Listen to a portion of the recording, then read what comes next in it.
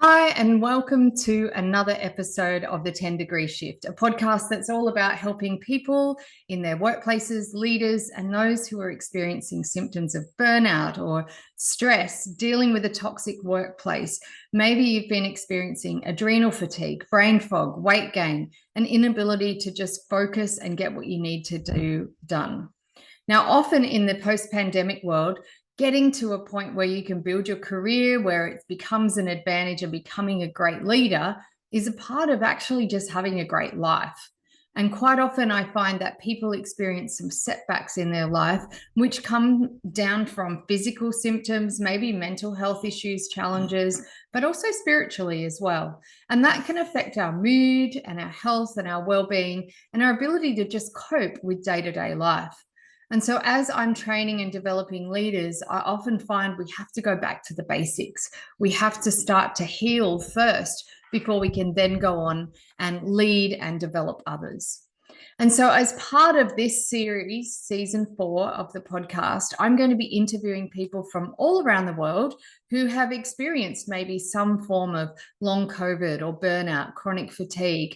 We're going to talk to them about what that's been like, how making tiny 10-degree shifts might have helped them, and what their life is like now or what they hope for in the future.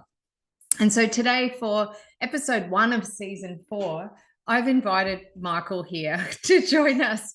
I may call him Mickey along the way as well, because that's kind of my pet name for Michael. G'day, Michael. Hi, AJ.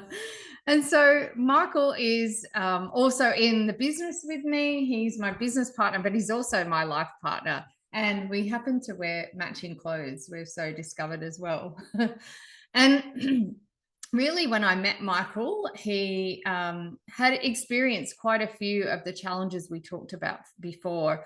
Michael had a few health issues going on. He was recovering from some of those. And just of late, he has had a bit of a relapse in some of those. And so he's doing 10-degree shift program as well. And we wanted to talk a bit about how has that affected his life, how he'd like to feel instead, and what your hopes are for the future. Sound okay? Good. This is Michael's first podcast as well, so he may be a little bit nervous. So tune in and be really kind and forgiving, listeners. So, Mickey. Yes. You started out, I guess you said earlier, in your teens, starting to experience some health issues, and then also in your working life, in your 20s, you had some things. What are some of the health issues that you've experienced in your journey? Well, it really started, I worked hard right from coming out of high school pretty well. And worked hard in a job? Yeah, in a job. Yeah. And really, it was too much. So we ended up doing jobs where I was working 7 days a week, 14, 16 hours a day, and it was grueling work. Like I'm a heavy plant mechanic by trade, and just got really tired, and I wasn't happy in the job either, which didn't help. Wasn't what I wanted to do. I wanted to be an artist or something, but that came along, so I took it. And I really started in my early 20s, I think, starting to feel run down and really unhappy to the point of like depression.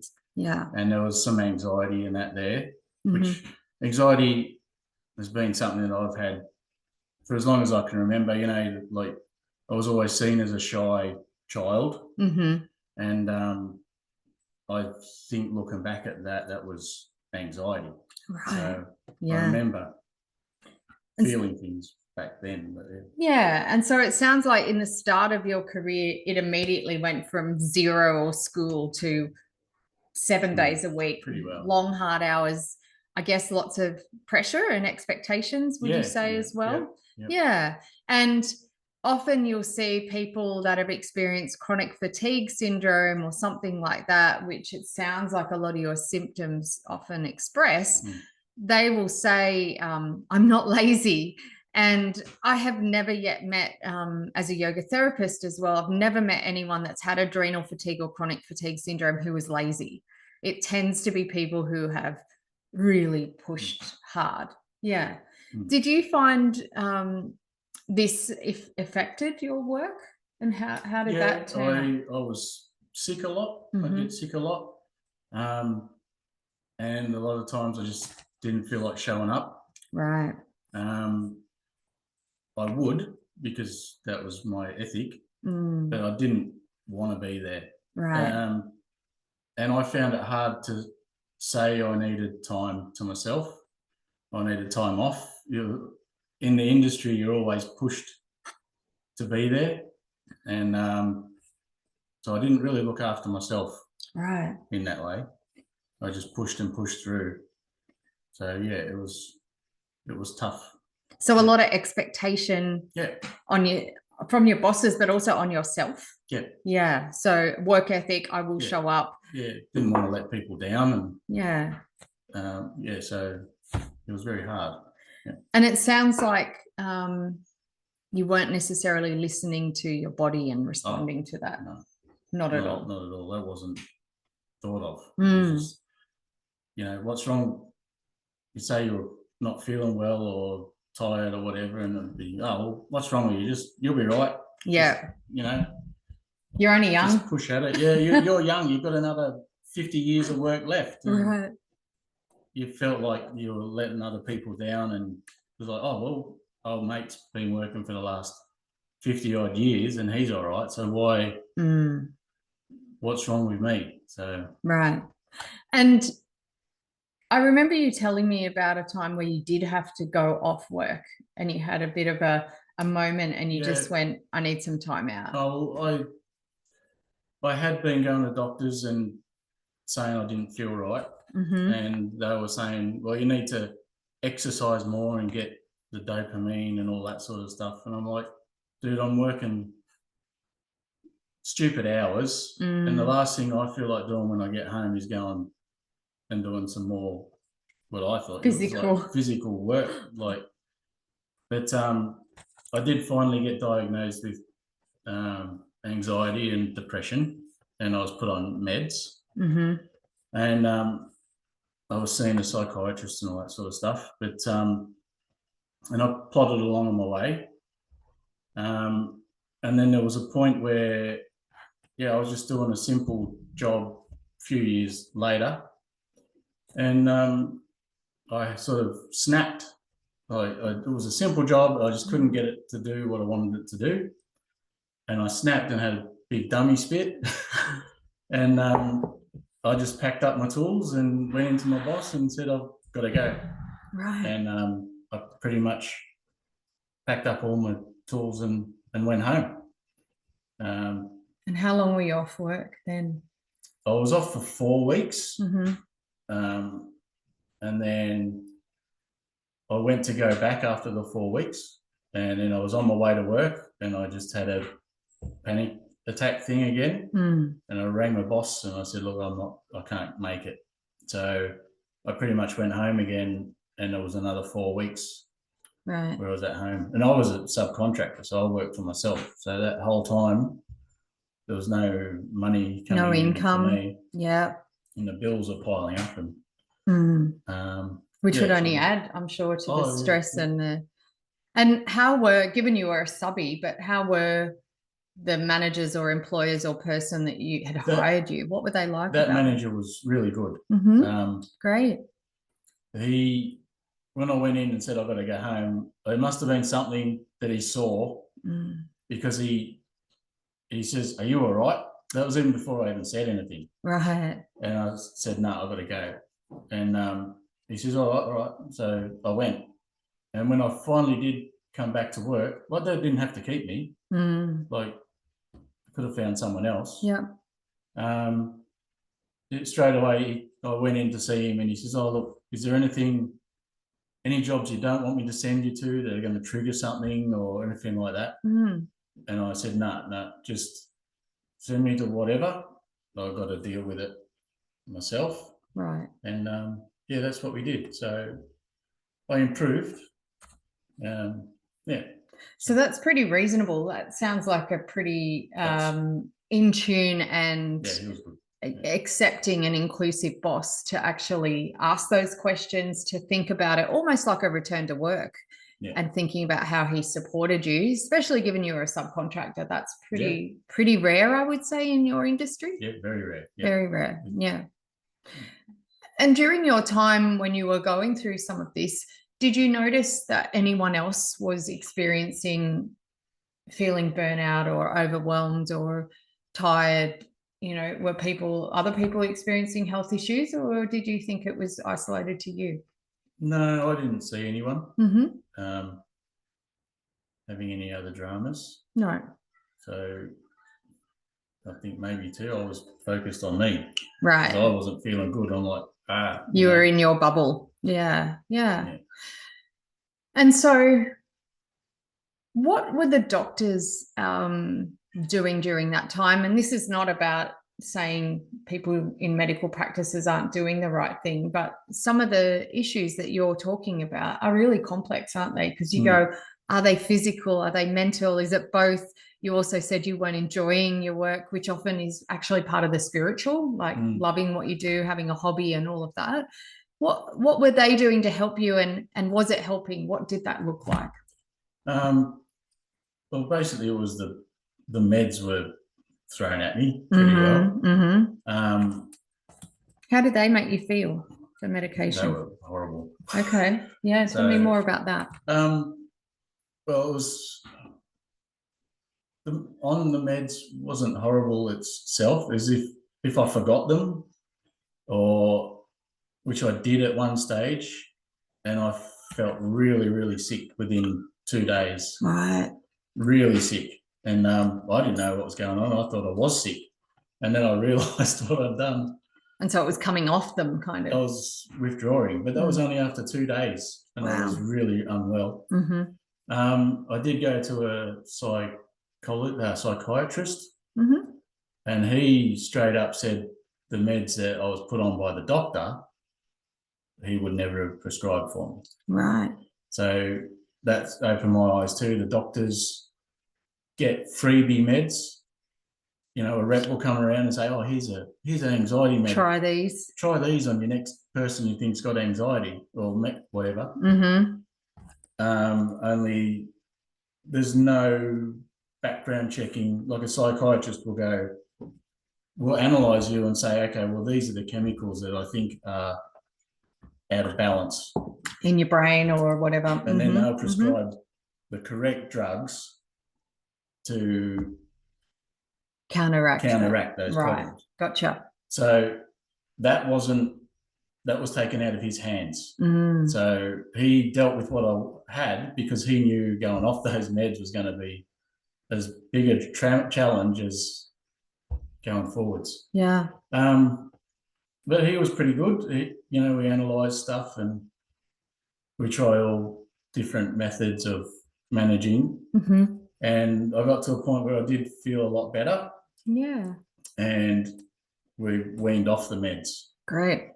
And I coped for a while and then I had to go back on them again. Right. The same ones you went back? Okay. That's when he changed the meds. And I think at that stage, I tried several different types. So just because they give you a med doesn't mean it's going to work. It's going to be the right one for you. You might still have to trial and error. Do a bit of trial and error. So, yeah. And so how did you feel when you already had symptoms of actual like burnout, anxiety, exhaustion and working 6 and 7 days a week? How did you feel when doctors told you should lose weight, exercise more, those sorts of things? How did that feel? The exercise just sounded ridiculous. Because you were doing heavy lifting, right, all day at work. Yeah, I saw my work as physical. Yeah. And I didn't have the energy to continue to do anymore. Yeah. So pretty much on the weekends I slept. I'd get up, wake up and have something in the morning and then I'd go back to bed and I could sleep all day on a weekend. Right. Um, And so what would you rate your, like if 0 is you're dead, 1 is completely terrible, and 10 is amazing, fulfilling life, what would you rate your quality of life during that time? a 1.5. Wow. It wasn't good. Wow. I felt like a zombie most of the time. That makes me so sad. Yeah. Yeah. Is what it is. Yeah. Yeah. And so fast forward to today, and you've been experiencing a little bit of some relapsey, due to some exertion, right? Is what we think. But where are you at as far as the meds go? How have you been feeling the last couple of years? It's up and down. Mm-hmm. I have I've done a lot of work. I did lose a lot of weight, and I've been on and off anxiety meds. Mm-hmm. I'm off them now, but yeah, it's been up and down. I've always had issues, and then I'll just sort of let it go, and then I'm like, I can't let it go anymore. So I'll go to the doctor, and we'll try and suss out what's going on. Mm-hmm. And we always come to no conclusion. Yeah. There's just nothing. Like, they can't pinpoint anything. I've had thyroids tested about a zillion times. I've had lots of things checked and blood tests and you name it. Human pincushion, haven't you? Yeah. Even up to a couple of months ago, I had another sort of relapse, and I got to a point where I'm just like, I go, nah, I'm not doing any more. I'm afraid I'm going to manifest something that I actually haven't got. Right. By focusing on it and trying to pinpoint it. And I had a little bit, I was all right for a little while, but not 100%. And then, recently, the last few weeks, I've gone backwards, probably worse than I was a few months ago. Yeah. And I know you also have sleep apnea. Yeah. So that I'm sure that has added in a bit, in that your sleep is broken and not as quality as it could be. So the rest and digest and all of that's not quite working. Yeah. So you've been on a CPAP machine and I've tried all that. And I don't know, it seems to hinder my sleep more than I feel that I get a better sleep without any of that than what I do with it. Yeah. And so losing weight has helped. Yeah. Because I know when I first met you, you used to snore a lot. And it's minimal now, which is great for me. Selfishly. That's one of the big problems. You feel guilty because you've got it and you're keeping your partner awake. So you're like, you try it, but it just, I don't think it's for everyone. There's got to be another. Yeah, and you've tried mouth guards and dental things, all sorts of things. So maybe you can relate if you're listening and you go, I just noticed things are different in my life. Maybe it's middle age, like maybe you've been putting on weight, maybe your sleep is interrupted or disrupted, or your partner is sleeping in another room because you snore too much. Perhaps you're saying, I just don't have the energy like I used to. Or also, I think what you've noticed as well is inflammation, and you get aches and pains, pains in your joints. And a lot of that is because of maybe some of the hard manual labor you did earlier in life. You've done a bit of damage there, perhaps. But maybe you can relate if you're listening as well. And perhaps you feel like you've been and tried everything and every doctor. Maybe you've done Chinese herbal medicine and you've been to acupuncturists, I know maybe like Michael, you feel like you've tried it all. And I think for me, when I was diagnosed and had adrenal fatigue and Hashimoto's, that's how it felt. And the doctor said, similar to me, you've got to eat better and exercise. And I walked probably 6-7 kilometers every day. I ate a vegetarian, really healthy, what I thought, diet, probably a little bit too much chocolate or sugar. But there was a whole heap of things that it just felt deflating almost. Like Doctors were trying to help to the best of their ability, but they don't live in your body, and they don't understand that when you're not vital, right? You can feel it. Definitely. Yeah. And so Michael, you're about to embark on doing the 10 degree shift program. I'm like, I have this technology here that I use to heal myself when I suffered complete burnout from too much due to corporate stress and also relationship stress. So, and it really did change my life. It honestly didn't happen overnight. It was slow and steady, and it was being consistent, I think, that really helped. And that's why 10 degree shift is called that. It's about tiny little tweaks, because sometimes we get excited about changing things and we want to run a marathon, or we do crazy things and it's too much too quick. And I think that might be where you've experienced a bit of relapse, isn't it? Because you were feeling quite good. It was reasonable. And so tell us a bit about your work now and maybe how that came about. I'm working still in the heavy industry. I'm actually working with some builders, and it's heavy work, and it's on the go all the time. So it's pretty much back to where I started from, which I tried to get away from, but you do what you've got to do. And then it was just recently, there was a day where I'd done a lot of walking up and down a hill. Like, we were demolishing a bathroom in a house, and I was walking up and down, taking rubbish down the hill and coming back up and getting more and down. I don't know how many trips I did up and down the hill, but it was like, I checked my phone and I was like up to 15,000 steps. 15,000 steps, I think you said. Yeah. And I did it. I don't know how I did it.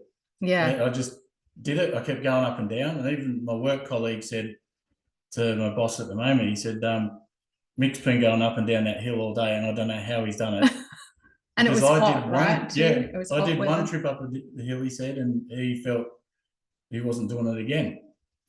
And I think that's where it all started, because after that, I've been back to that job and I can't do it again. And I've struggled since then pretty well. But I push and push through, and that has not helped, I don't think. So that work ethic again, I'm sure if you'd said to the boss, hey, I need to take a break or something, they would have understood. Yeah. But you've got that work ethic where you'll just keep going, don't you? Yeah. Yeah. And I think this is the key of what we see with participants in the program as well, is that push and crash.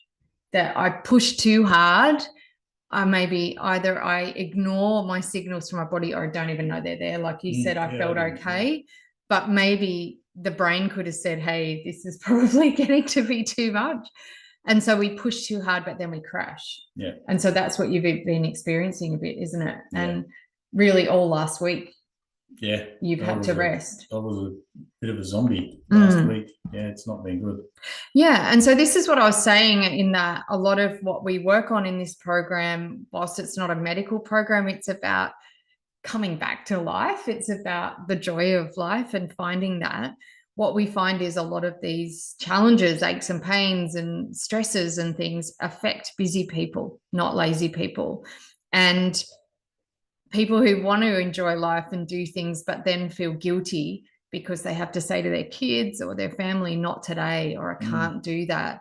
I know, Michael, you express that sometimes I'll be out whippersnipping or something and you're on the lounge and you feel really guilty. Yeah. AJ doesn't make me feel that way. That's within me, because I feel that I should be out there helping, and I just honestly don't have the capacity. It's like, it's a fight. Like, I might be lying on the couch. It doesn't happen often. It did the other day, and I was fighting myself. Like, I want to get up and help, but I'm like, really, I'm too knackered to even get up off the chair. And it's very hard. Yeah. And so what I know from my own experience and people who have been through the program is that recovery is possible. It is, like, we can get back to life, but also that this has probably been a slow burn and a steady creeping up on us. So like you've said, you know, you've had 20 years of working hard like this. And so the change won't happen overnight. And often when we're busy A-type people who've got a good work ethic, we think, oh, just do this hard for 2 weeks and then I'll be better, right? And so quite often, even when we're feeling a little bit better, that's when we push too hard because we think, oh, I'm better, I'll go hard. And so what the program is all about is helping people get back to living, but in a sustainable way. And that's why I talk about 10-degree shifts. It's micro changes. And then it's wait until you establish your new set point, that we can't just go whoop and go from go to woe. We have to actually go up a little bit and then plateau and actually find our new set point again. And that becomes our like new water level mark. But what we often want to do is just more. I did it myself. You know, I got back on the treadmill and thought I could go and do hard cardio classes. And the hardest thing I found was when my yoga therapist at the time said, you've absolutely shattered your adrenals. And I had no female hormones. I had heart issues that said that I should have been in hospital, and yet I was still functioning. They were like, don't know how you're going to work. And they were like, you're going to need to do breath work and meditation and some gentle yoga. And this is for someone who used to do boxing and fit classes and was a gym instructor and did all of that stuff, and often would push so hard in a circuit or a class that I'd come out and want to vomit in the car park, but then I'd go back in for more, right? So I was used to doing that hard stuff, and to hear that, lie down and put your feet up on a chair, maybe put an eye pillow on and visualize. And, you know, I was like, you have to be kidding me. And I know initially when I used to go to yoga, they'd do the Shavasana rest at the end. And I would be sitting there going, maybe I can run out of the class and they won't notice before they get to that bit. Because I'd be like, I've got stuff to do. And so maybe you can relate to that too. I know, Michael, you said at one stage you were feeling really quite well and getting better and on track. And you said you did do Pilates and some of that. Pilates. I was going to the gym, but that wasn't for me. I think that pushed too hard. Yep.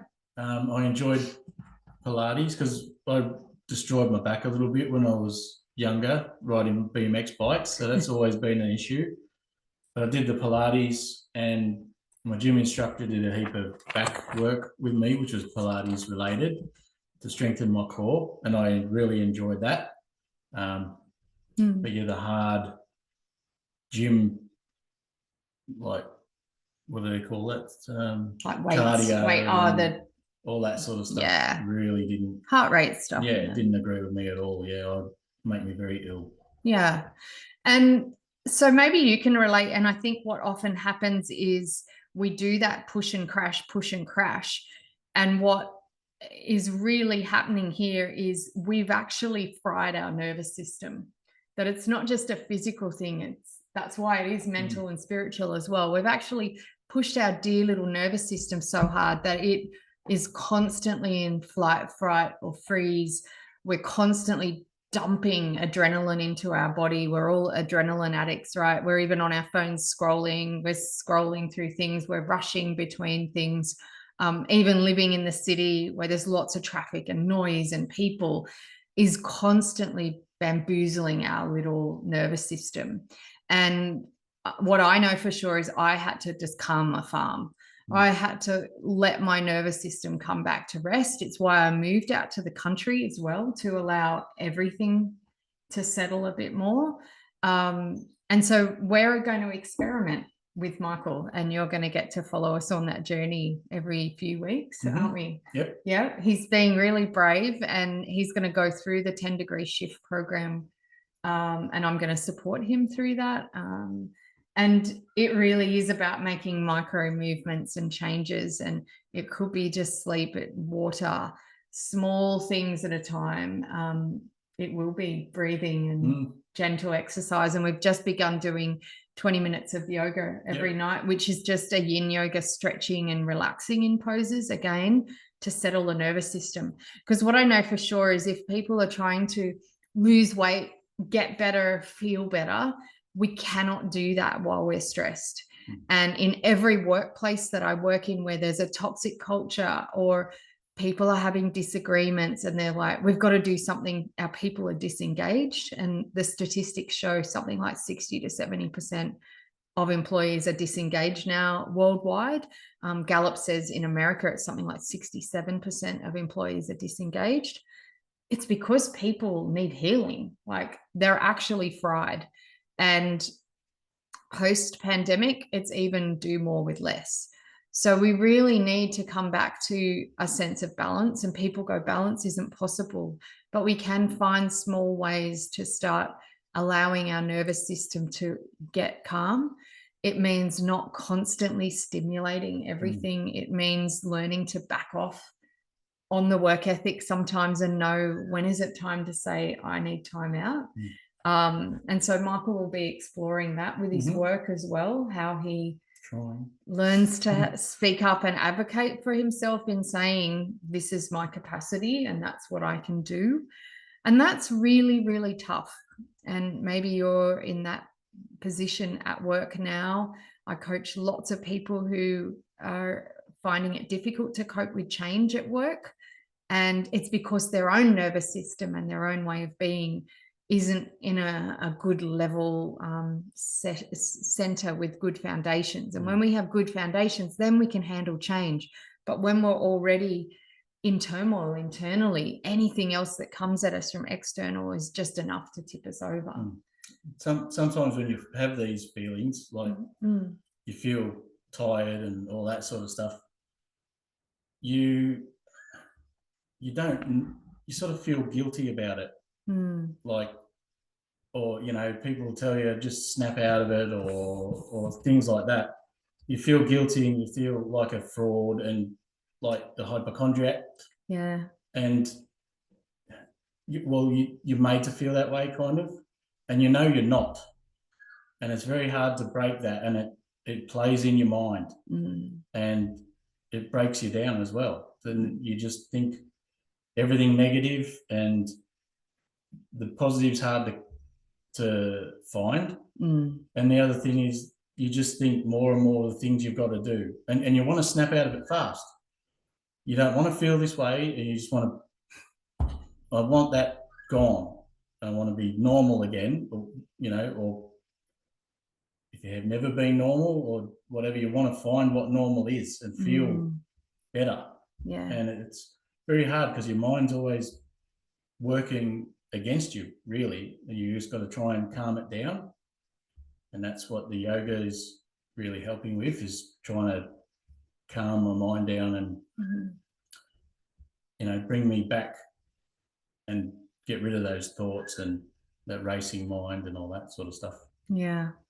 And it's so true. You know, I think 20% of it sometimes is nutrition. And we simply don't have enough good nutrients that we take in because of all the processed foods that are often on the table, and not enough good quality water. So hydration and nutrition, but 80%, as Michael's saying, is actually mindset.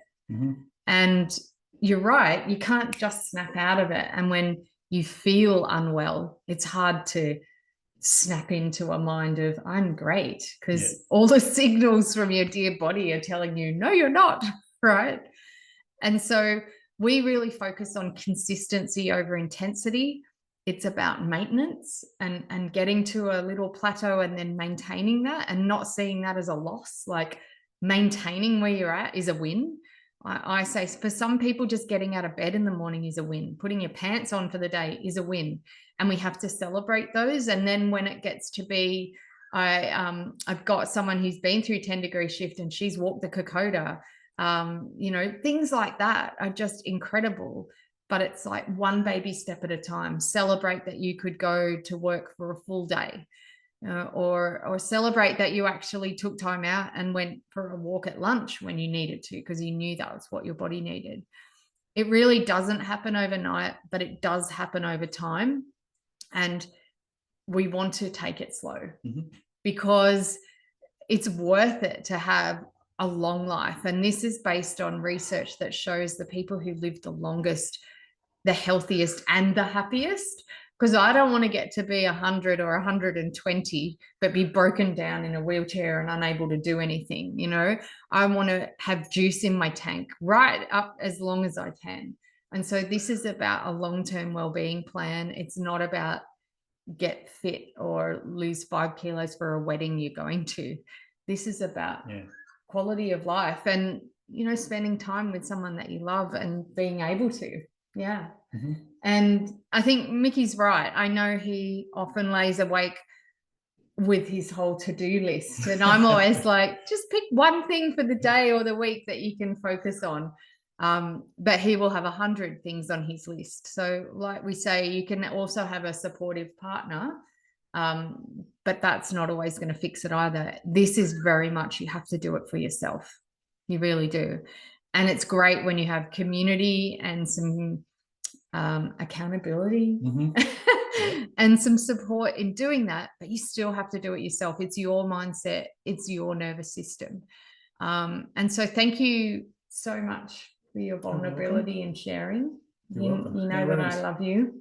I love you too. And it's wonderful to have skills and things to be able to help and support. And I don't want Michael to go it alone, but I don't want any of you to go it alone as well. And so keep tuning in. If the podcast is helpful, we'll be interviewing doctors and people as well who are very much into holistic healing and not just necessarily resorting to drugs. We are about food as your best medicine. Food is mood, food is medicine. We're all about how do we support each other to live our best life, to have the dreams that you want to dream, and to be here for a long time for your kids and family or your fur babies or whatever you have. So we'll check in along the way. This is day one for Michael. He's just done his measurements and we'll be talking about the small shift to make this week, which is actually just to drink water.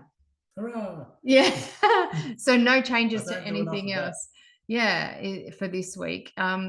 Love to hear your thoughts and comments too. Please share.